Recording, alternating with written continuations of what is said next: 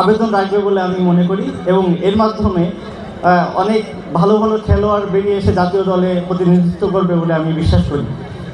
এই ফুটবল কাপে আমি সফলতা কামনা করে বেঁধে নিয়েছি। ধন্যবাদ সকলকে।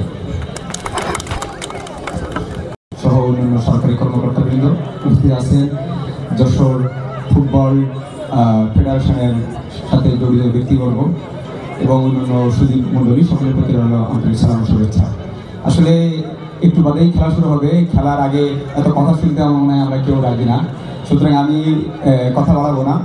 যে নতুন প্রজন্ম বাংলাদেশে যে ফুটবলের নতুন জোয়ার শুরু হয়েছে, আমি মনে করি যে যশোর যে গোল্ড কাপ ফুটবল টুর্নামেন্ট শুরু হতে যাচ্ছে, এর মাধ্যমেও যশোরের প্লেয়াররা আমাদেরকেও জাতীয় দলে যারা খেলবে তাদের মধ্য থেকে এই টুর্নামেন্টের হয়তো কোনো ভালো প্লেয়ার এখানে খেলতে পারবে।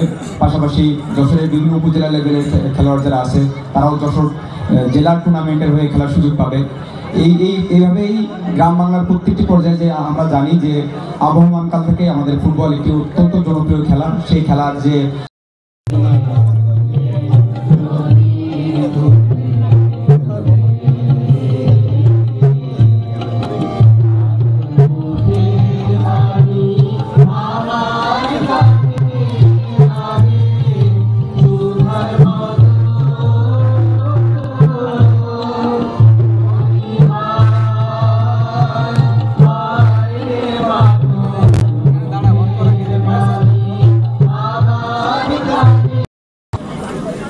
একটি পতাকা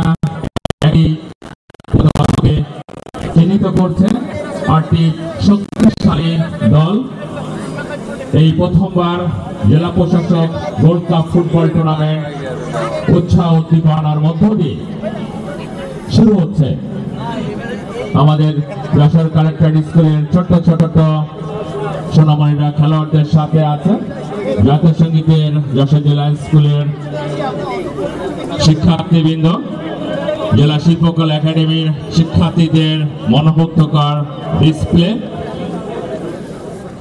সকলকে নিয়ে এই এক মহামিলন মেলা, দারুণ এক পরিবেশ। শামসুল হুদা স্টেডিয়ামে অবশেষে ফুটবল ফিরেছে।